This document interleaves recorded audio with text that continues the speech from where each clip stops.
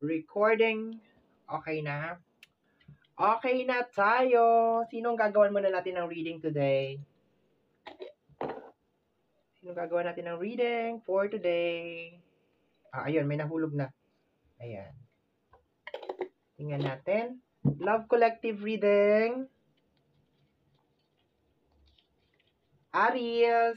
Okay, hello my dear Aries. Ayan, ikaw ang gagawan ko ng Love Collective reading today. So, kunin muna natin yung energy mo. Ayan. Let me see what is going on with your life. It's my life.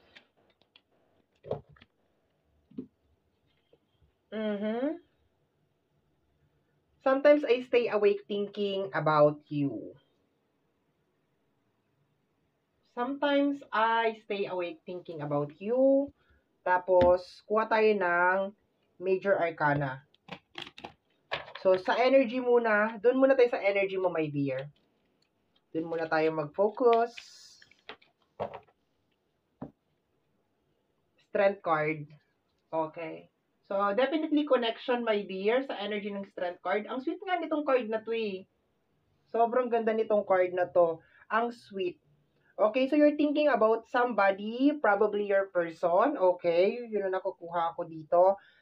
Ang strength card kasi, my dear, hindi siya guaranteed na as in maganda kasi there's a tendency na baka meron nangyayaring something sa connection ninyo and baka doon nang gagaling itong sometimes I stay awake thinking about you. Okay, baka doon nang gagaling yung energy na yon, pero definitely connection to. Iniisip mo yung partner mo or kung sino man to.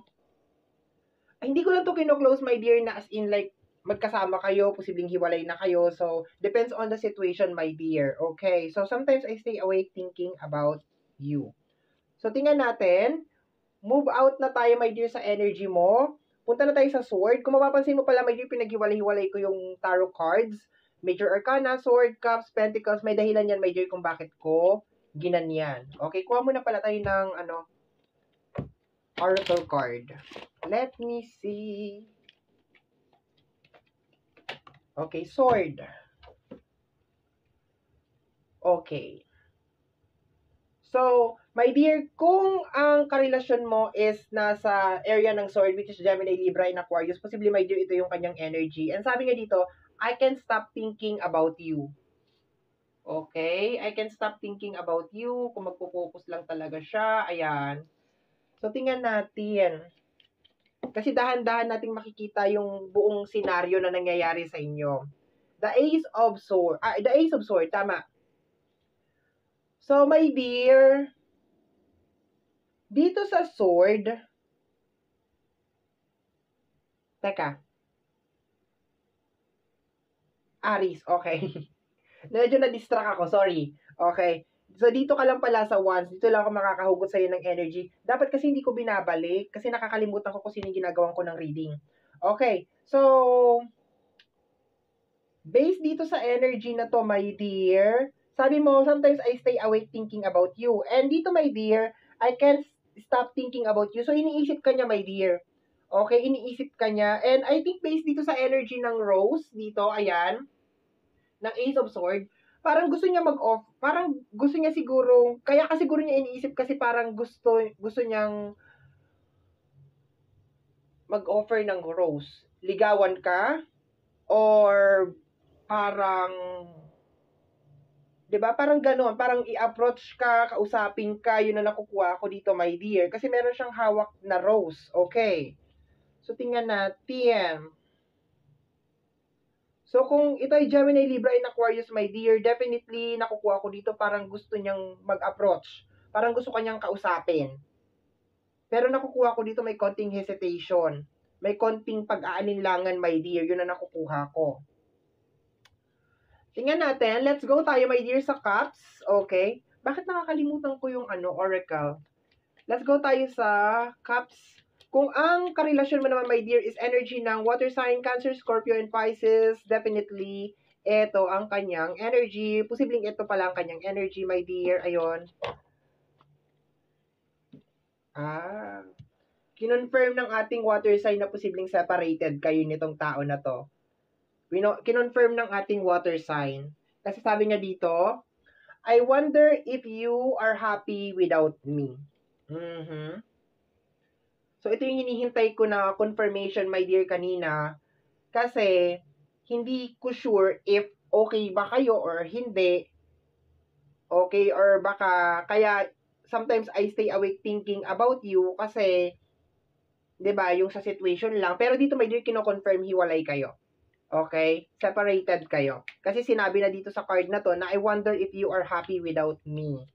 Okay. So, tingnan natin. Meron na namang another ace.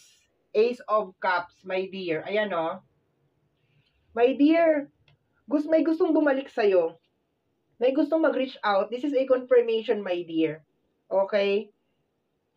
Kahit sword siya, kahit cups siya, kahit Gemini, Libra, Aquarius siya, Cancer, Scorpio, and Pisces, gusto niyang mag-reach out. Gusto niyang bumalik sa'yo, my dear. Okay? I sometimes thinking, ikaw naman, my dear, sometimes I stay awake thinking about you. May mga araw lang na sumasagi siya sa isip mo, my dear. May mga araw lang, hindi everyday. Okay, may mga gabi, okay, na ganon. And normally, pagdating kasi sa usapin ng love, ako naniniwala ako, my dear Aris, ha. Pag kunyari, yung naghiwalay na kayo, tapos hindi pa rin siya talaga nawawala dito at saka dito, malaki ang posibilidad na ganun din siya. Kumbaga parang hindi ka pa rin talaga hindi pa rin talaga siya as in 100% na nakaka-move on sa'yo. Okay, malaki ang posibilidad na ganon. Yun ang nakukuha ko. So, based dito sa energy ng sword at saka ng cups, gusto niyang bumalik sa'yo. Pero si sword kasi parang may pag-aalinlangan. Si cups naman, parang pakiramdam niya masaya ka na, okay ka na, naka-move on ka na. Pero, sa likod noon, kahit ano pa man yung reason, my dear Aries, nakukuha ko na parang gusto kang kausapin. Okay, gusto ulit manligaw, gusto ulit ayusin yung connection nyo. Okay. So, mamaya pa kasi ako makakakuha ng additional cards pag nandun na tayo sa wands. Okay, para sa'yo. So, punta tayo, my dear, sa Pentacles. So, kung ang tinutukoy naman is Taurus, Virgo, and Capricorn. Okay, so dito siya makaka-resonate. Okay. I want to tell you how I feel. Okay, I want to tell you how I feel. Okay. So, dito, my dear, sa area na to, parang gusto niya mag-express. Okay, parang gusto niya mag-express ng kanyang saloobin. Baka gusto niya magpaliwanag. Yun ang nakukuha ko dito, my dear.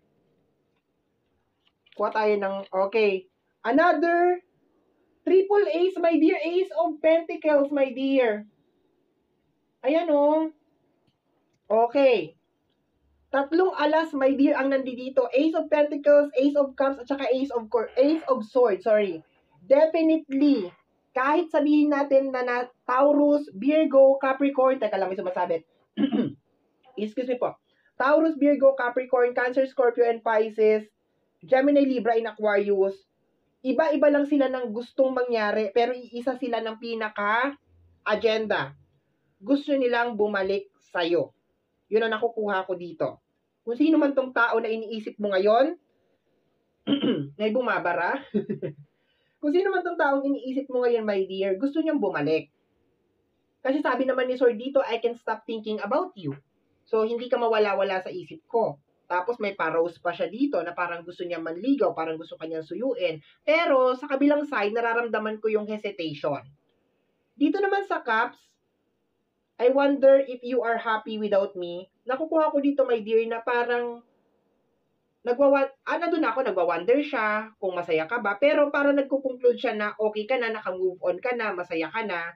Pero dito, my dear, kasi sa energy ng Ace of Cups, nararamdaman ko na parang gusto niyang buuhin ulit yung connection. Definitely, my dear, dito sa energy ng Strength card, there's love.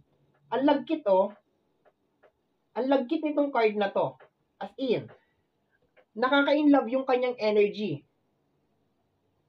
Pero, parang hindi siguro kinaya, my dear, Aris, yung situation. Okay, hindi ninyo kinaya yung situation. Si Pentacles, Taurus, Virgo, and Capricorn, gusto kanyang kausapin, my dear.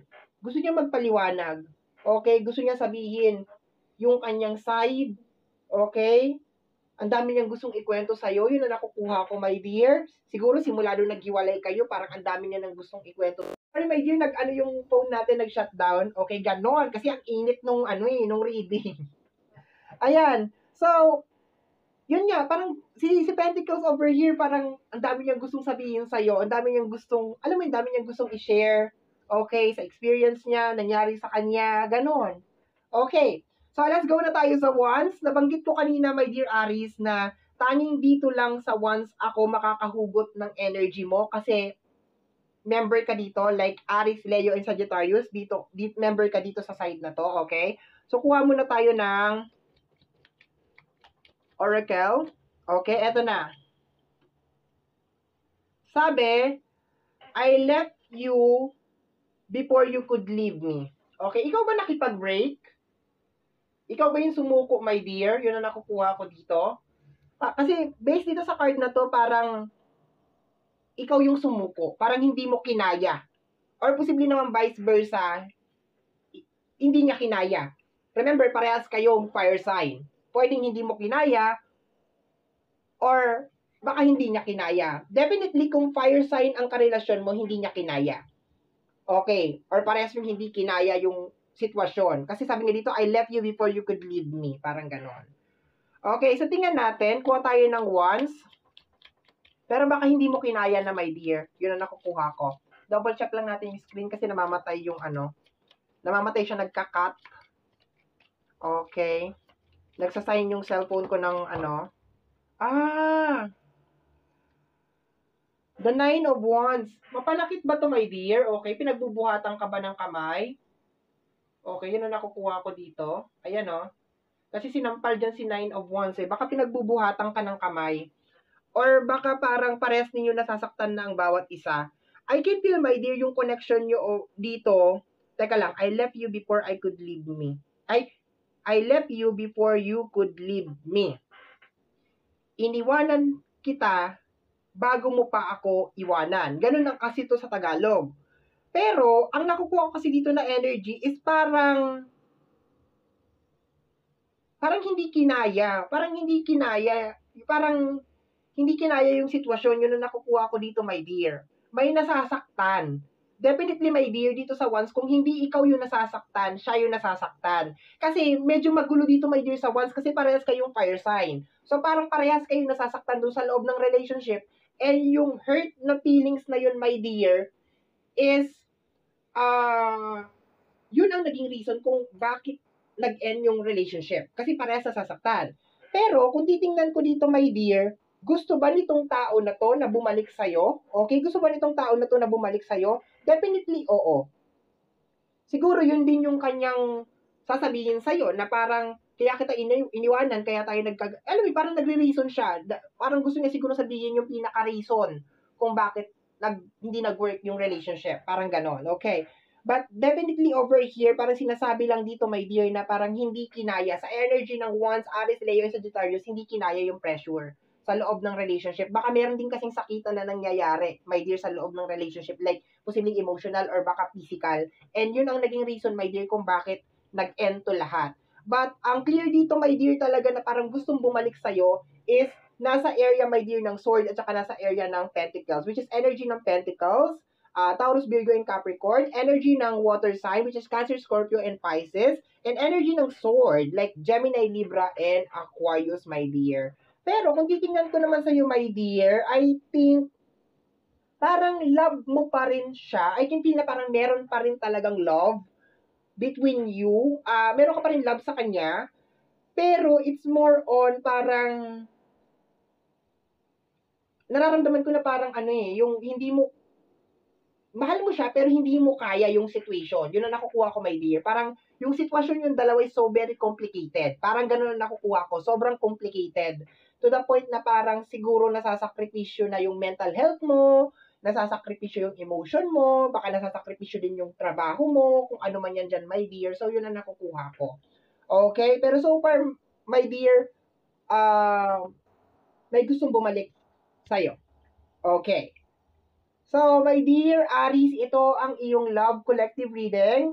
I hope, my dear, na nagustuhan mo ito. Kung nagustuhan mo to at napadaan ka lang, don't forget to subscribe. Hit yung notification bell para ma-update ka every time na meron akong bagong upload. And mag-like ka, malaking tulong po yan sa ating channel, especially kung nagustuhan mo itong ating video. And you can actually share din itong ating video natin because sharing is caring. Malay mo, meron pang, 'di ba, gustong kinakailangan makarinig nitong ating video. And if you have any suggestion, opinion, or so on and so forth, kung ano yung gusto mong sabihin, bukas na bukas po ang ating comment section down below. Don't worry, binabasa ko po lahat ng comments. Okay?